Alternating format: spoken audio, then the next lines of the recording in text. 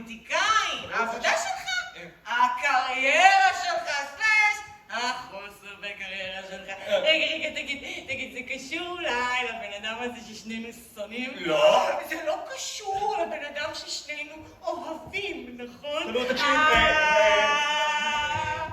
זה מערכת היחסים, סלש החוסר במערכת היחסים. לא, עכשיו אני... זה הקשר שלנו, נכון? מה? זוכרת פעם האיש הסוג שלי יצאנו? זה היה מוזר, אבל טוב שאמרנו את זה. נכון שאמרנו את זה? איזה קרינג'. בוא נדבר על ספורט. ספורט! ראית את הסרט הזה? ראית את הפרק האחרון של הסדרה הזאת שכולם צופים עכשיו? שמעת שאנחנו בתור הזהב של הטלוויזיה. נחמד מאוד לדעת. אבל אין!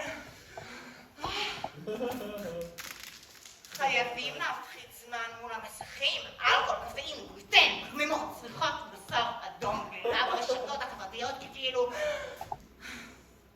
לא נמאס כבר מהמדיה. כן, יש לי תודה. לא נמאס כבר מרשתות חברתיות. ממש, תקשיבי, אהבתי את התמונות שהעלית, של הילד הקטן פלוש, החיית מחמד פלוש, המגע החברתי שלך. מה קרה? מה עכשיו?